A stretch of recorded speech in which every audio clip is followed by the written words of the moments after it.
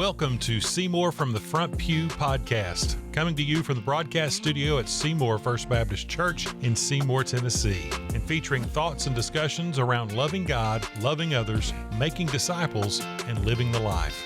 I am your host, Tiger Brooks, and now on to the podcast.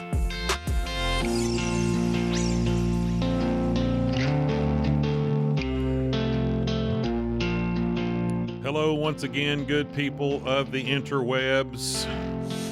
We are minus our lead pastor today as he is traveling, but we will journey on. And we just hope that you... Hey, listen! That's funny. Nicely done. I kind of just enjoy doing that every time now. I have assumed Corey's seat, You have. and so therefore I shall try and speak with more eloquence and grace and mercy and wisdom. Good luck. That's a great mantle that you have taken upon yourself today. And I didn't shave my head this morning just for that purpose. I'm a little closer to having Corey's hair. There you go. Just a little bit. Give me another couple months and a straight iron. I'll be good to go. Oh, my goodness. There goes the eloquence out the window. Yeah. So today we have kind of been all over the place with the episodes that we've released over the past couple of weeks just because of travel, schedules. There were topics that we wanted to kind of do and touch on. Some were a little bit more lighthearted than others. But we have, over the past couple of months now, been journeying through our mission and core values at Seymour First Baptist Church. And so we're going to touch on another one of those. There's one remaining that we will hit on the next chance we all get together, which is going to be a few weeks because of schedules and stuff coming up. But a couple of weeks ago, we had the sincere relationships core value. Pastor Corey preached on that, and that is one of the 5 core values that we hold dear. And so we wanted to kind of explore that. What does that look like? I mean, it's easy to post these core values on the wall, but what does it look like in the practical sense of living it out on a daily basis? What do we need to be shooting for? How does that inform our lives? What was the scriptural basis for coming up with that in the first place? And so we're going to touch on some of that over the next few minutes. And so I guess I think it's interesting as we were looking through and looking at scripture, Jason was able to find where you had sat down and kind of developed the core values and originally had a picture, kind of a screenshot of the dry erase board with all of the brainstorming thought bubbles and all of those kinds of things. And there were a couple of words that you were dealing with before we landed on sincere relationships. And one was, I think, genuine. One was, what was the other one? Genuine, and I think unity was the other one. Here it is. Unity. Unifying and genuine were the 2 words that we were kind of playing with, and then we landed on sincere. So I mean, it's one of those things where, yes, sincere relationships in relationship to a church, it kind of sounds like a Sunday school answer. I mean, and you're like, well, what? We all get that. That sounds like something we should value, relationships with one another. Mm-hmm. I mean, love God, love others implies relationship. Yeah. But it's one thing to kind of say, oh yeah, we need to relate to one another, but it's another thing to actually live that out in practicality. And I think I've actually brought this up. I learned this in my study preparing for a message several years ago. But that word sincere is really, it's an interesting word. And the thing that I discovered, and I'll kind of throw this out there and we can, run with the ball once it's on the playing field. Sincere comes from a word that was initially utilized from craftsmen potters who would make clay pots, clay vessels, cups, pots, those things, anything that holds stuff. And because that was the way that that's what everybody's stuff was made of before we had plastic and, wooden implements and things like that. They had clay pots that they would fashion into whatever kind of vessel they wanted. Then they would fire it in the kiln, and then it would be, utilized for years and years and years. And so what would happen, though, if you had a potter who was, wanting to get by, didn't want to waste his stuff, occasionally when you're making anything, sometimes it'll flash. Sometimes it just doesn't work, and you have to literally crumble it back up, go back to the drawing board. Well, sometimes if you fired the pot, say, and it would crack, you would have certain potters that would just go back and fill it in, cover it over, and then glaze it or do whatever, and then sell that or, move it on under the guise that this is a proper vessel. Of course, it would fail, very quickly. And so the idea of it being a sincere pot meant that it was free of any imperfections. There were no cracks. It was the real deal. And so when you think about that in relationship to what we're talking about today, you think about the surface relationships that we have so often with people. You think about the veneers that we put on, that we all are humans, and we all try to put our best foot forward. We all sometimes want to cover up our blemishes. We cover up our warts and all those kinds of things because we want people to assume that we've got it all going on. There's nothing wrong in my world. I'm fine. And so when we enter into relationships with veneers, sometimes they're not all that they're cracked up to be. And so when you think about that as a backdrop, when you want to have a sincere relationship, you want to have a sincere relationship with the Lord. Of course, there's no insincere relationship with the Lord because he knows, you can try, but you're not going to work. It's not going to work. He knows the heart, but sometimes we can have insincere relationships with each other. And, one or the other parties thinks that it's more sincere than what it really is. So, with that, let's kind of look at the biblical basis, for you got the passage. Yeah. So one of the passages when we were, thinking through this was Romans chapter 12, verses 9 and 10, which says, "Let love be without hypocrisy. Detest evil, cling to what is good. Love one another deeply as brothers and sisters. Take the lead in honoring one another." Which is, I think it's a good point. Back to kind of where you're at with relationships. I mean, I think, for me, a lot of times I think about the practicality of it. And the practicality of relationships, we all have, and not even have relationships with people that you don't feel like you are ever comfortable, like you can ever let your guard down around those people, whether it is because you feel like they're going to use something against you, or there's just some kind of catch in your spirit. You don't trust them. You don't, you're scared about what they would think about you if they really knew what you were really like. And I think when it comes to what we value, we recognize that not everything's going to be perfect. These are our goals as a church, but we want people to be able to be, it's a fine line. And I feel like we've talked about this in the podcast and in our conversations, because it's not, this is who I am, this is how I'm going to be, because God can still redeem. It's not saying excusing your character flaws or your weaknesses. It is being able to admit those weaknesses and understand that each one of us has things we struggle with, and that that there should be people in our life who can help with that, help point us in the way of righteousness.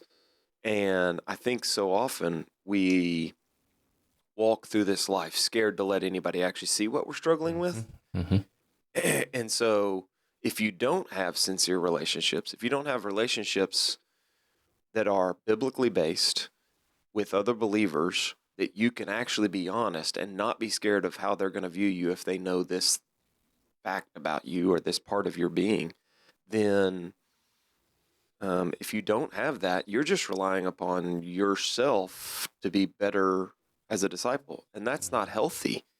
You know, we're meant for this community thing. So when we talk about sincere relationship being without flaw, it's not that the people aren't without flaw. It's that the relationships I have with you, if I say, hey, you know, Tiger, in the deepest part of my spirit, I hate people who have beards. And I really struggle with that you as a bearded man aren't now going to be mad at me and distance yourself from that. And I mean, that's a stupid example, but that's the example. I mean, that's because I think it could be anything. It could be anything. And especially in today's day and age when we are so divided about anything and everything. I mean, I think back to, I think I've used this example before. We were Cardinals fans. We used to live in Illinois, and it was a running joke.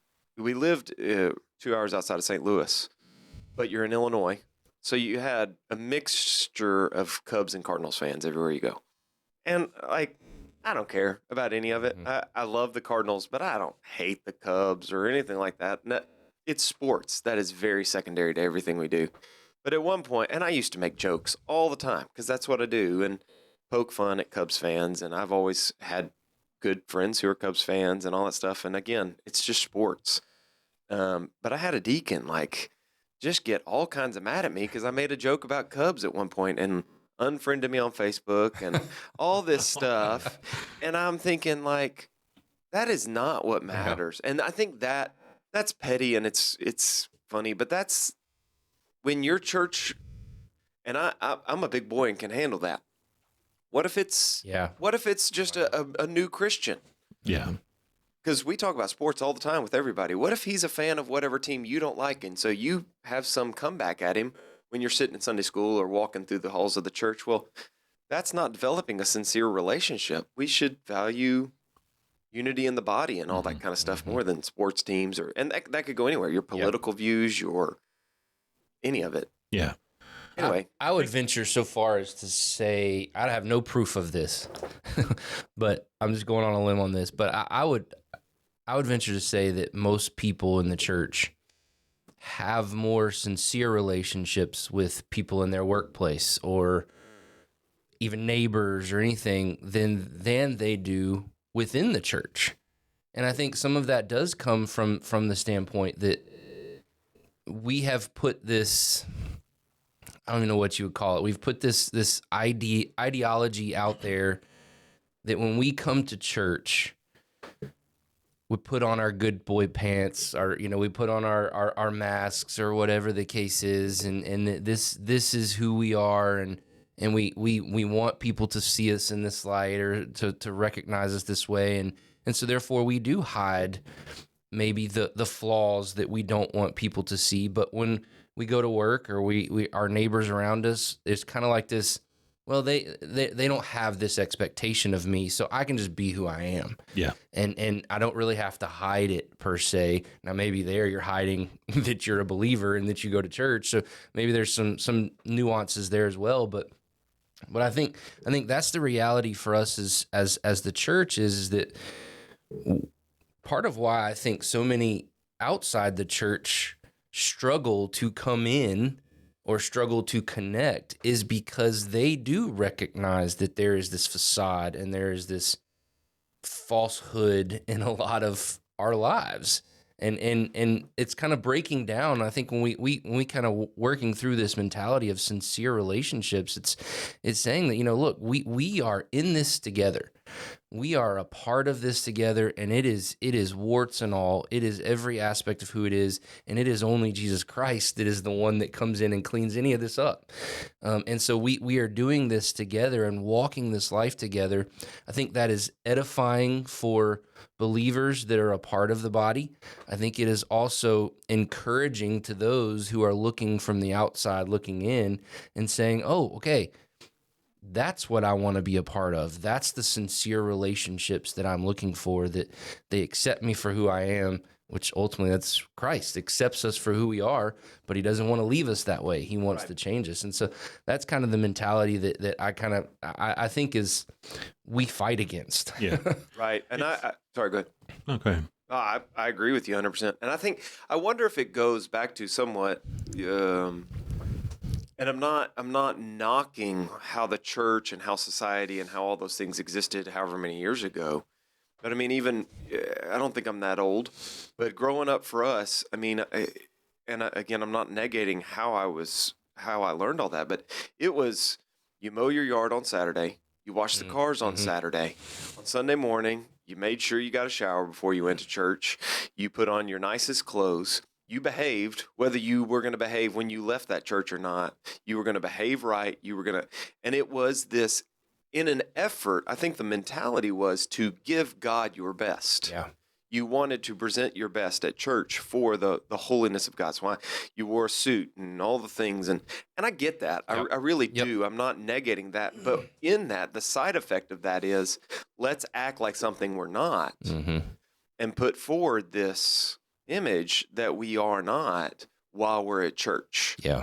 And I don't think that is necessarily healthy. For me, even in the minutia of it, like I've joked about it numerous times, but I mean, being able to wear khakis and a button down and be untucked on a Sunday, that is very contrary to how I grew up and what I wore to church and what I've worn to most of the churches I've worked in, because it was you wear a tie, and at times it's been churches you wear a suit on Sundays, and when you didn't wear there was somebody who had said something about it, and you know, to me, I'm going to dress and be who I am. Yeah. And I'm not going to put on some air. I don't know. You know what I mean? Oh, absolutely. And so I'm saying, I think it's a negative side effect. I think it was meant well, but I think that's kind of where we are as society, is stop buttoning up all the things and putting makeup over what is a disfigure. I think it is a function of church culture and tradition that it's like anything in life, it can be taken further than it needs to go. Right. You know, there is nothing wrong with realizing that we are ultimately coming to worship a holy and righteous God. And in that, it's almost implied that we want to present ourselves in the best way that we can. But I think part of the process here, and part of the issue I think that you raised in terms of understanding how to process presenting God your best, and you know, also the other side of that, taking it to the nth degree, is thinking that this is just the way I am and I'm always going to be this way, so you have to like it and embrace this, when God doesn't intend us to stay who we were lost without him. He can work a miracle in us and transform us.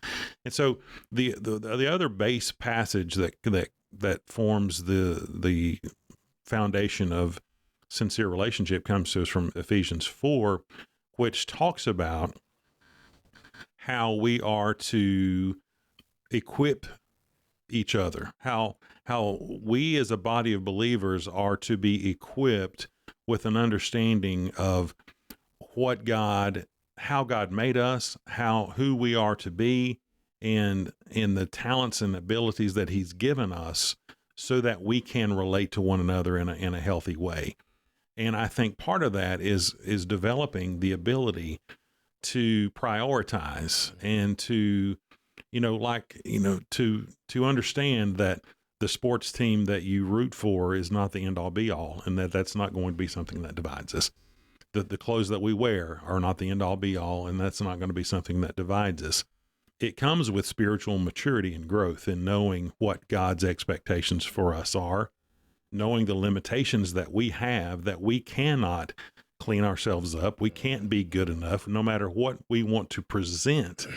It's all about what the heart is, and the only person that can do anything about the heart is Jesus Christ. And and I think the coming together and the building of relationship, first with God and then with each other, and that accountability component, which I think is what we're talking about, is vastly important, and why it is that we want to value sincere relationships. So I think you had something else that was on the tip of your tongue that you were about to say. Well, I think, one of the things is, as we were kind of talking about that, I wanted to point out too that it's not coming and glorifying the flaws that I have. No, it is coming humbly before the Lord. Woe is me, I am a man of unclean lips. But it is being honest about that. It's not raising that up and saying, oh, look at me. It's not like I'm coming and going to the locker room and sharing the stories, whatever. It's more of, I'm coming to the hospital. Here's my wounds. Here's my disease. I need the help. Yeah. Kind of thing. It's that sincerity of, right. This is who I am, and I recognize that, and I recognize that the only help that I can get is from the Lord, and I come to the body of Christ to say, help me. Mm-hmm. And that's what it is. And I think part of that goes, even, we've talked about back in, we were talking about the evangelism episode, where we were kind of talking about how evangelism now more comes through relationships than it does from like door to door. It is those relationships that people are looking for, and that's where we have those more effective evangelism opportunities, so to speak. But I think some of it too is, you look at, we live in a broken world, mm-hmm. and everyone around us, they know they're broken. And so when they look at the church and they see this, again, this facade that is putting on this, kind of like your pottery analogy, that, is covered up, that we're hiding those broken areas, they either feel like, well, I don't fit there, or they're not going to accept me because I'm broken, because they recognize and know that they're broken, mm-hmm. Generally speaking. And so I think that sincerity of these relationships that we have with one another trickles out outside the walls of the church, if you will, that says, hey, look, we know, because we're broken too. Right. But we know the one that can fix it. Right. Yeah. And I think you're saying exactly right. We understand that these are the first step in building relationships, yep. is an ability to be honest about who I am. Yep. It's an ability to be honest about who you are. And then so it's a double-edged sword. I'm coming at trying to build relationships. I come to faith in God, and now I understand that I am built to be in relationship with other believers who are going to hone me, mm-hmm. and sharpen me. So I'm going to come at these new relationships, or even existing relationships, I guess, but building relationships within the body of believers as a double-edged sword. Both, I'm going to be honest, mm-hmm. so that I can lean on my brothers and sisters to help me. But I'm also going to be okay, mm-hmm. with them being honest and not walking away from, yep. the messiness of their life, because the messiness of their life may be what I need to help speak into and help hone them. Yep, exactly. And so that's where we come back to Romans 12, verse 10. It says, love one another deeply. Mm-hmm. Well, and so I kind of punted back to when we started down this venture and it's hard to love others deeply if you don't actually know each other. Yeah, right. But once you are open and honest, then you begin to have those deep relationships.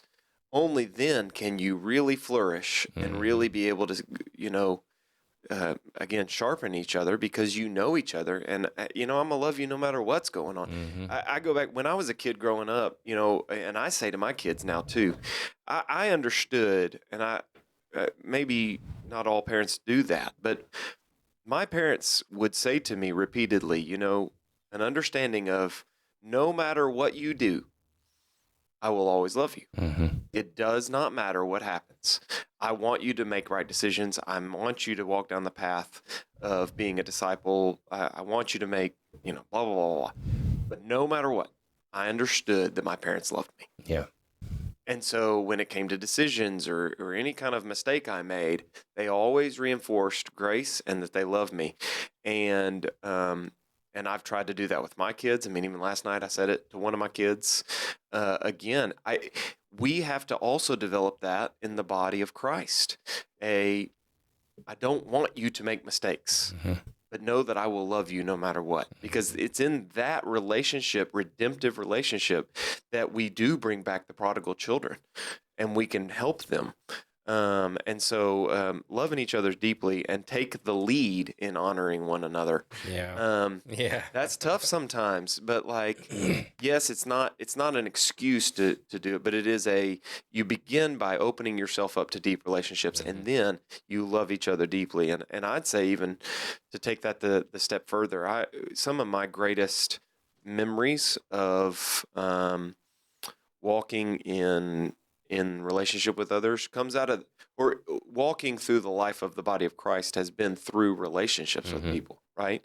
I said to the guys yesterday, some of the moments that I remember most, 20 years now of ministry, leading worship, and the ones that stick out to me the most are not the greatest performances. It's not the greatest musical moments. That's not what sticks out to me as the greatest worship I've experienced. Some of the greatest worship I experience is built on the relationship that I've built with these people, and then them using that as praise back. And so the deeper I've known them, when I've seen old men who have run from the Lord for many, many years stand up and say, God's been chasing me my whole life. When we've seen testimony from people, when I had a good friend who we got him involved in church by just playing sports. And he would barely come to church because you had to be at church every once in a while to be able to play basketball with us on Tuesday nights. And so he would come, but it really wasn't his thing. But then getting the phone call, I think I'm ready to actually receive Christ as my Savior and a grown man. Those are the things. And it's all built off of starting with relationships. And so that's got to be that foundation of who we are, what we do, to love each other deeply. Yeah, I want to, before time gets too far away from us, I want to reflect on just for a moment what it looks like to build those in a practical sense in the church, and specifically our church. And, I know that many of the folks that we desperately want to be involved in sincere relationships may not even listen to this podcast, but on the off chance that they do, I think there's a couple of things that I wanted to just kind of get out there as the discipleship pastor, and I'll let you guys reflect on this too. But, coming to church, and most people enter the church through the big end of the funnel, which is they come to a worship experience. And, right now we're running between 650 and 700 people on any given Sunday. You're not going to be able to have a sincere relationship with 700 people. You're not really going to even know everybody's name. Trust us. It's just not going to happen. But there has to be ways of finding and beginning down the path of building relationships with those folks. And so we urge you to be involved first in a Sunday school class. There are different Sunday school classes for all age groups in our church. And that is a group, generally speaking, anywhere from 10, 15, 20. We have classes that go up to 30 some on a given Sunday. And that is a much more palatable, more ease of entry into relationship than going into a huge room with massive amounts of people. And yet still, you're not going to build probably very deep, sincere relationships with 30 people. I mean, think about the number of people that you have in your life who you could say is your closest friends, the people that just know everything about you, and they still love you, that's a very small number for most all of us. Mm-hmm. And so the next level of sincere relationship is that D group.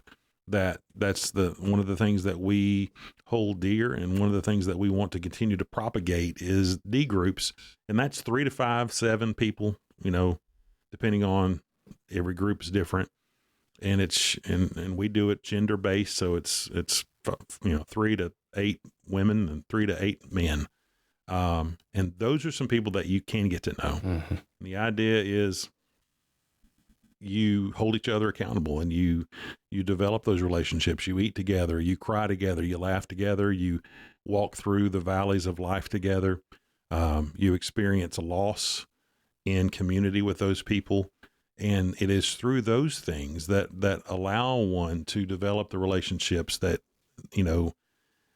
despite what you do, despite anything that you've done, they're still going to love you.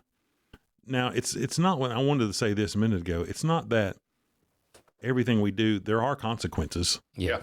There are consequences to our actions. There may be for a period of time, there are things that happened in the life of the church where people who are in leadership, who serve in some capacity in the body of the church, because of the consequences and circumstances that they go through, there may be a season that you don't need to do that anymore. Mm-hmm. But that's not that you're not loved. It's not that we're not going to still walk the path with you. It's not that we're going to not continue to pray for you and help and serve alongside you. But there's a season that requires you to kind of step aside so that you can heal, and that God can continue to do a work in your life. And that's part of relationship. That's part of understanding, yes, you don't have to perfect yourself and then come into a relationship. Mm-hmm. God's going to do that, but there's going to be times where there's stumbling blocks along the way. So I feel like anything that you want to pick up there. I think you in what you said in worship a couple weeks ago, the Sunday that we talked about this, I think hit the nail on the head, because you got up to pray and you talked about people coming to the front and praying, and that people surrounded them. And you said, if you're visiting, or you don't, look to your left and your right and look at who's around you, and you may not know their name, but they want to be in relationship with you. No, you're not going to know 650 people's names. You're not going to know them intimately.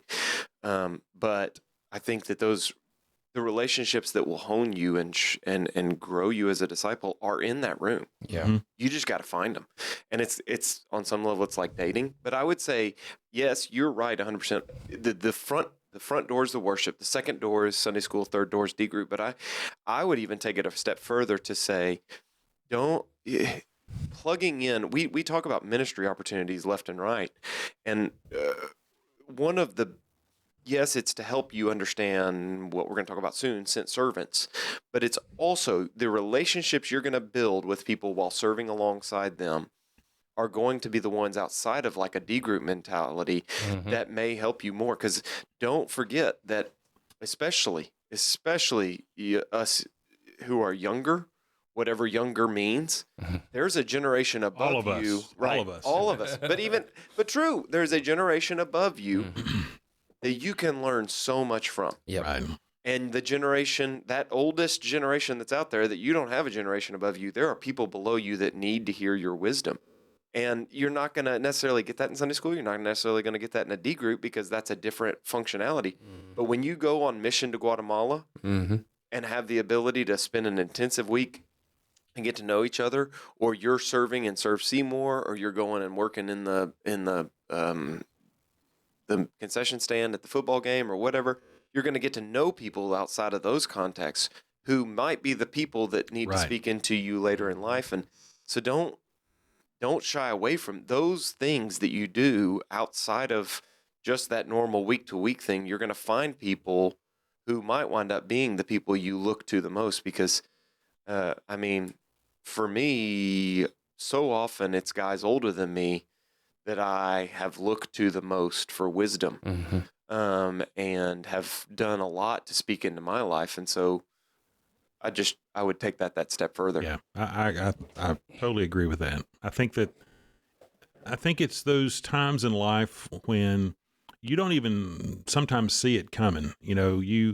When you allow yourself to be involved with a body of believers and you participate and you walk into it eyes wide open and heart wide open to whatever God has for you. And it may be that you go on mission locally or internationally. And those days of being quote unquote, and we borrow this term from our great veterans who spent many days in foxholes. But you never know who's going to be in that foxhole with you when you come into difficult circumstances that happen sometimes. Squirrely things happen on mission because we live in a broken world, and because of those things that knit us together, and we are bound by these circumstances.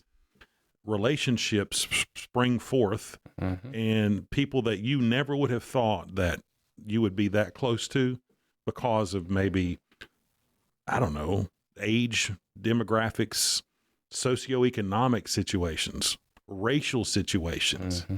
You're like, I can not see myself being that. And sometimes we just make prejudgments about, well, I'm not going to be close to that person because they're not like me.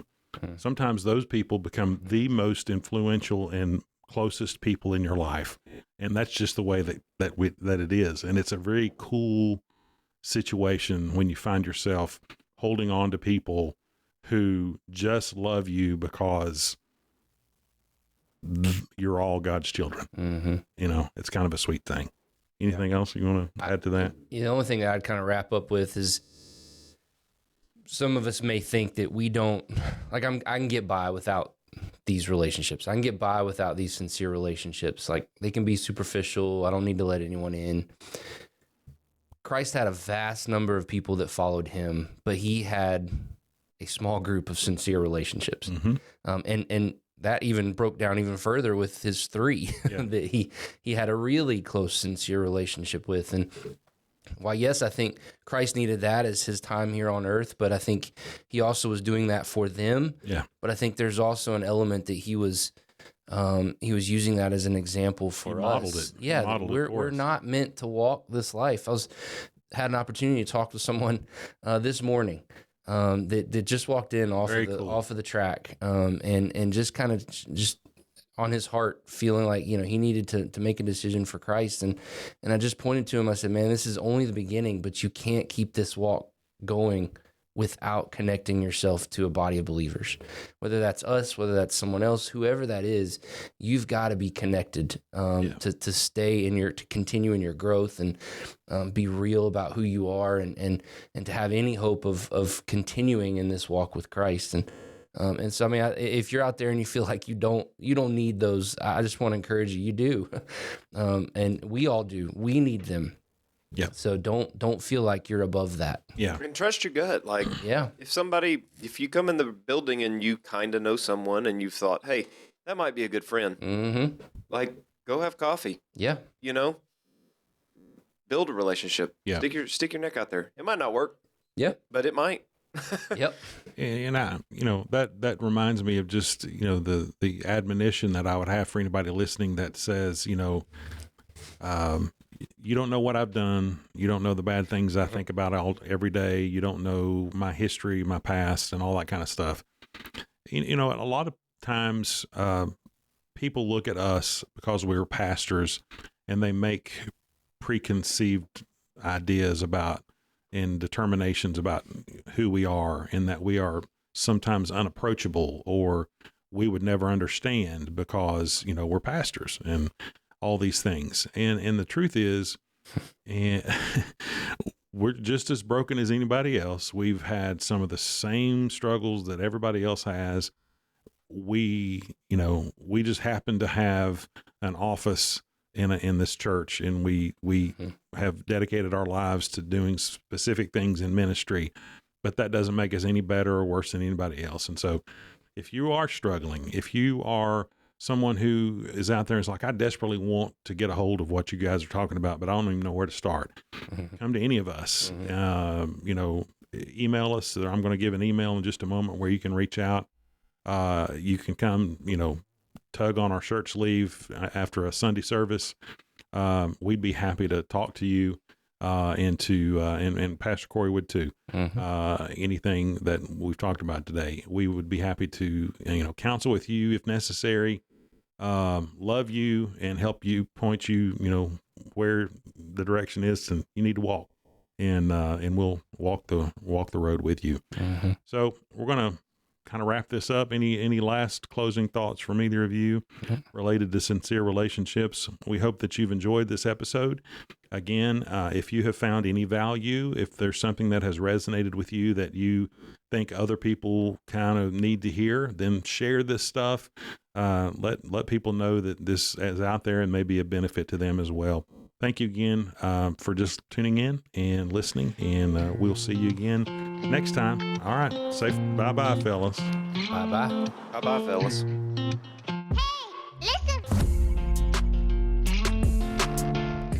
Thank you for listening to Seymour from the Front Pew. Our sole desire for this podcast is to glorify God by educating and encouraging His body. If you would like to learn more about anything you've heard today, feel free to reach out by email at staff@seymourfbc.org or by visiting our website at seymourfbc.org. If you're located near our community and do not have a church home, come worship with us at 10:15 a.m. on Sunday morning. Until then, we pray God's richest blessings on you and yours as you love God, love others, make disciples, and live the life.